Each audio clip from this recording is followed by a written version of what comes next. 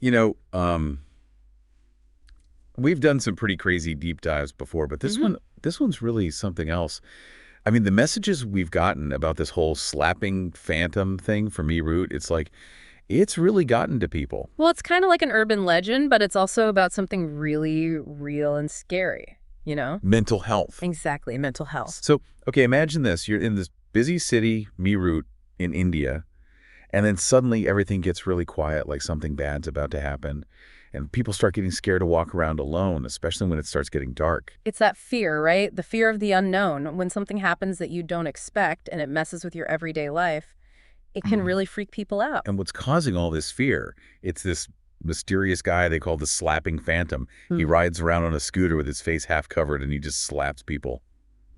Anyone. And that's what makes it so creepy, right? There's no reason for it. Yeah. No one specific he's going after. It's like something totally primal is driving him something that doesn't make sense. Yeah. And the sources we've been reading, they describe the victims. I mean, it's like a random old guy buying veggies, Right. a young woman coming home from school, a delivery driver just doing his job, No pattern at all. like some messed up lottery. And that randomness, it really messes with you. It makes you wonder if you're safe, if you're in control. If anyone can be a victim, how do you protect yourself? It wasn't just about the physical attack either. Yeah. It's like he was attacking the whole community, that feeling of safety we all need. And as the attacks kept happening, it went from whispers to full-blown panic rumors. The city was holding its breath, just waiting for the next slap. Yeah, like some horror movie playing out in real life and getting worse every day. And you can just imagine how that kind of fear can shut a whole city down. Absolutely. But then the story takes this crazy turn. The police, they finally catch this phantom. And it turns out he's this 23-year-old guy named Kapil Kumar. And that's where it stops being a regular crime story and becomes something way more complicated. Something that makes us ask some hard questions about mental health and what it means to be responsible for your actions. Because when Kapil confessed, what he said blew everyone's minds. It wasn't about anger or revenge or any of the usual stuff. He said he was slapping people to get wait for it, a dopamine rush to fight off feeling suicidal. It's a confession that's shocking, for sure. But it also gives you this tiny look into a mind that's in a lot of pain. It makes you think he was trying so hard to feel better, but in this totally messed up way. Okay, so we all know dopamine is the feel-good chemical, the reward chemical. But to use violence to hurt people as a way to get that dopamine, it's like his thinking was so distorted, it's hard to even understand. Yeah, and it makes you wonder, right? Did Kapil even really understand how dopamine works in our brains? Was he trying to control his brain chemistry on purpose, or was it just a desperate act because he didn't get it? It's like trying to fix a broken leg with a hammer.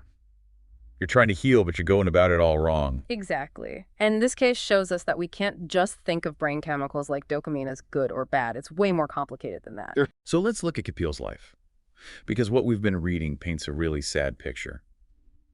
5 years ago, he lost his dad, who was like a rock for him. Then his mom remarried, and Kapil found himself without a job, drifting and fighting with really bad depression. Yeah, I mean, that's loss after loss, each one making the last one even worse. It's not a surprise that someone going through all that would struggle to cope in a healthy way. And this is where it gets even scarier. The reason Kapil gave for the attacks, it's chilling. He actually said, something good might come from doing a few bad things. Wow, that's like a total disconnect, right? Like he couldn't see the link between cause and effect. It's like he thought if he hurt other people, somehow the hurt inside him would go away. Like he was trapped in this dark, backwards logic that only made sense to him. And that brings up a big question. How much was his messed up thinking a result of being mentally ill? And how does that change how we see his actions and what he should have to face legally? This case, it's like one of those puzzle boxes. With every layer you peel back, there's a new complication, a new ethical dilemma. And it's a puzzle we need to solve. Not just for Kapil, but for anyone out there who's struggling with their mental health in a way that might lead them down a dangerous path. We're back. Yeah. And I gotta say, even after going through all this stuff about Kapil Kumar, I still can't quite figure out why he did what he did. I mean, getting a dopamine rush by hurting people just doesn't make sense. Yeah, it definitely makes you think about how people work. And it shows how easy it is to oversimplify mental health problems and act like we understand them when we really don't. Right. You said before that dopamine is tied to our reward system. But how does that connect to someone like Kapil, who's obviously dealing with serious depression and even thinking about suicide? Well, that's where things get really interesting. See, in a healthy brain, dopamine's like a motivator. It pushes you towards stuff that feels good and that you need to survive.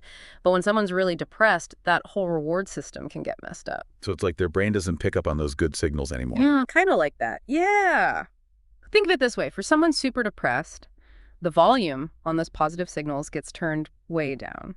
Things that would normally make them happy or feel good just don't do it for them anymore.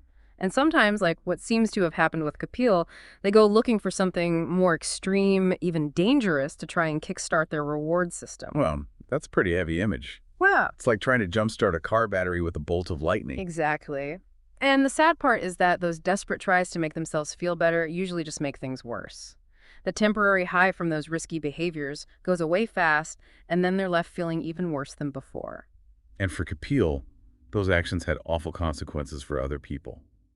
Which brings us back to this tough question: where's the line between someone's own suffering and taking responsibility for what they do? That's the big question, isn't it? We can't just say it's okay to be violent or hurt others, but we also can't ignore how much mental illness can twist someone's thinking and make them act in ways they normally wouldn't. It's like we have to hold two opposite ideas in our heads at the same time. We need justice for the people Kapil hurt, but we also need compassion and understanding for someone who might be trapped in a mental health crisis. It's complicated, and there's no easy way out. But I think this case shows us how important it is to have better mental health awareness and support, especially in a place like India. Yeah, the research we've been looking at shows some scary stats about how much depression and anxiety are increasing among young people in India. And it seems like there's still a lot of shame around talking about mental health problems. Absolutely. And that shame can stop people from getting help. A lot of people are afraid of being judged or shut out if they admit they're struggling. So it becomes this secret epidemic with people suffering alone. Exactly. And staying silent can be dangerous. If people don't feel safe asking for help, their problems can get worse. And sometimes that leads to really bad outcomes. Which is why organizations like the Live, Love, Laugh Foundation are so important in India. They're not just providing help, but they're also fighting against the stigma that comes with mental health issues.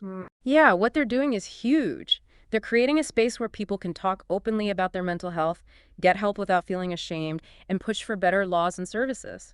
And it sounds like they're making some real progress in changing how people in India think and talk about mental health. But there's still a long way to go. Definitely. But I think Kapil's case, as awful as it is, can be a wake-up call. It makes us face the fact that mental health problems can show up in ways we don't expect, and sometimes those ways can be dangerous. It's like this loud message telling us we can't ignore mental health. Ah. It's not just a personal thing, it's a societal thing that affects everyone. And those effects can go beyond the person with the mental illness. Like we've seen in this case, the people around them, their families, their communities, they all get hurt too. So if we want to stop things like this from happening again, we have to start at the root of the problem. And that means fighting the stigma, making sure everyone can afford help, and creating a culture where people feel supported and understood. Couldn't agree more. We need to stop judging and being scared and start acting with empathy. We've covered a lot here, haven't we? We dug into the psychology of this case, looked at the bigger picture of mental health in India. But there's one more piece we need to talk about: what happens to Kapil legally. Right. What kind of punishment is he looking at? And how will his mental health be a part of what happens in court? That's what we're going to get into next. Okay, so we've been through a lot with this slapping phantom case, haven't we? We've talked about those creepy attacks and how dopamine works and what's going on with mental health in India. But what about Kapil Kumar? What happens to him now? What does the law say about what he did? That's the big question, right? Like we talked about earlier, he's being charged with something called voluntarily causing hurt under Section 115(2) of the BNS. And that could mean a year in prison, a fine, or even both. Yeah, that's serious stuff. Huh. But I'm curious, how does the law in India deal with cases where someone might have been mentally ill when they committed a crime? It's tricky, and it really depends on the situation. Indian law does say that mental illness can be a reason to give someone a lighter sentence. So it's not a get-out-of-jail-free card, but the court could decide to go easier on him because of his mental state. Exactly. It's all about finding the right balance. The judge has to look at how bad the crime was, and also how much Kapil's mental health might have affected his judgment and made him do what he did. I bet there's a lot of debate about this whole thing. Yeah. Like, how much should mental illness matter when someone's on trial? It's a question that people are struggling with all over the world, not just in India. We're starting to realize that mental illness is a real thing that can make it hard for people to make good choices, but we also have to make sure that justice is served and that people are protected. It feels like we're stuck in this gray area between holding people accountable and understanding how mental health can make things complicated. You got it. And that's why cases like Kapil's are so tough. They make us face some uncomfortable truths about ourselves, our legal system, and what it even means to be human. It's easy to just point fingers and call someone like Kapil a bad guy. But this whole deep dive has really shown me that there's always more to the story than what you see on the surface. That's what's so cool about digging deeper, right? You get past the simple explanations and start dealing with the messy reality of how things really are. So as we finish up this deep dive, it feels like we have more questions than answers. What's going to happen to Kapil Kumar? Will they consider his mental health in court? And maybe even bigger than that, what can we learn from all this to stop something like this from happening again? I think the biggest takeaway is we can't just pretend mental health doesn't exist. It's not separate from our laws or society or how we treat each other. It's part of who we are, both as individuals and as a whole. And just like any other health problem, it needs attention, understanding, and care. Well said. And I really hope that Kapil's case, as messed up as it is, can be a wake-up call to everyone. It shows us that we have to be better at supporting people who are struggling with their mental health. It's a powerful reminder that what's going on inside us and what's happening in the world around us are connected. Our thoughts, our feelings, our mental state, it all affects how we interact with the world. And sometimes the results can be huge and really destructive. And just like you'd go to the doctor if you had a physical problem, we need to make it normal to ask for help when it comes to mental health. It's brave, not weak, to admit you need support. I'm with you on that. So to everyone listening, let's keep talking about this. Talk to your friends, your family, your coworkers, share your own experiences, really listen to each other, and fight for change. Because the more we understand about mental health, the better we can take care of ourselves, the people we love, and our communities. Thanks for joining us on this deep dive into the Meerut slapping phantom case. Yeah. We've gone deep into human behavior, the ups and downs of mental health, and what it means to find justice when there aren't any easy answers. It's been great talking about all this with you, and we hope you'll keep coming back for more deep dives into fascinating and thought-provoking stuff right here on The Deep Dive. Until next time, take care of yourselves and each other.